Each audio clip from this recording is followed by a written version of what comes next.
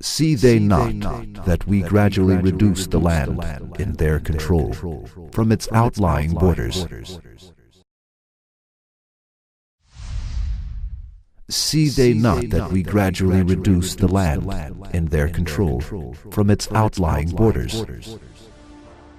These two verses of the Quran mention that the surface of earth has been reduced and diminished from its outlying borders. Has the surface of earth been reducing from its outlying borders, really? What can be the meaning of this reducing? What do scientists say about this subject? According to the information of NASA, while the Earth's equatorial radius is 6,378.5 kilometers, its polar radius is 6,357. This means a difference of 0.3%. Here, there is an indication of this flattening at poles with the following statements from the Quran. We reduce the land from its outlying borders, and we diminish the land from its outlying borders. Besides, we also point out to the following issue that there is a statement in the verse as we gradually reduce instead of we reduced. From this statement, we understand that the process of reducing still continues. If there were a statement within the verse as we reduced, we could understand that the earth was created in the same shape as it is today. The statement, we gradually reduce, informs us about a formation after a definite process. That is, reducing is still continuing. The following 2 points which stem from this verse of the Quran are in complete conformity with the discoveries of the creation of earth. 1. There is a reducing at the edges of the earth. In fact, the earth is flattened at poles and bulges at the equator. This reducing still continues as it is stated in the verses.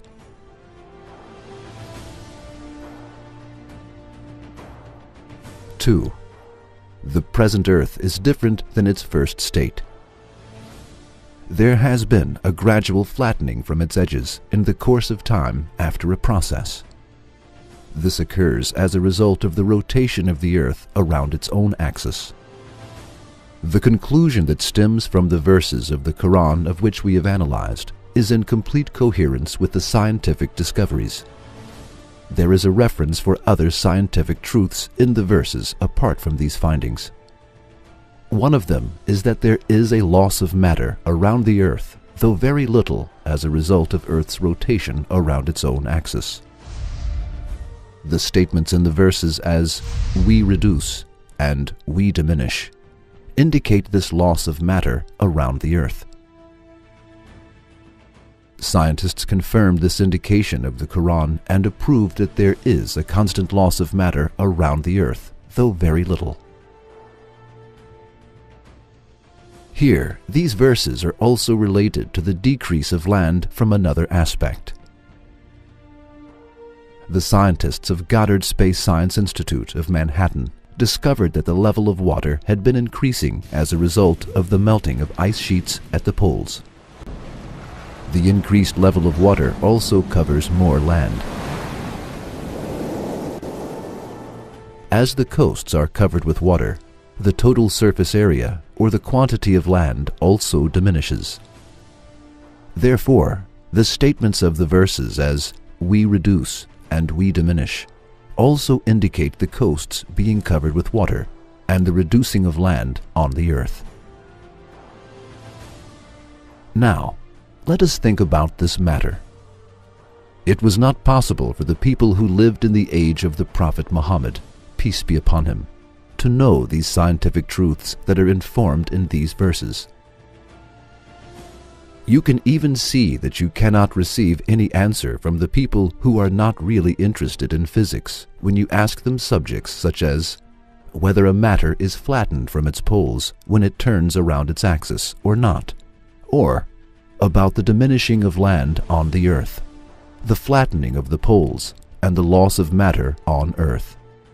This information is hardly known by any people except those who have a special interest in physics or the formation of Earth nowadays. So, how can you explain that this information exists in the Quran, which was revealed 14 centuries ago?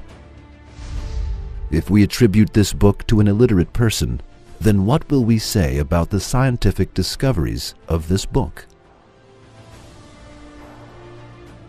Did this person discover these scientific facts, which have recently been discovered in our age, on his own 14 centuries ago?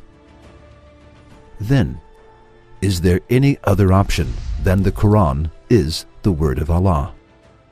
No way. The discovery of the Quran's scientific miracles in our age is an aid and support of Allah to believers against the increased attacks on religion.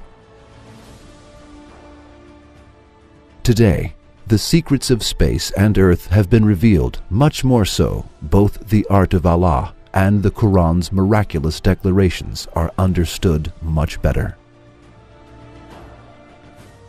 Yes, the Quran reads the universe for those who know how to listen.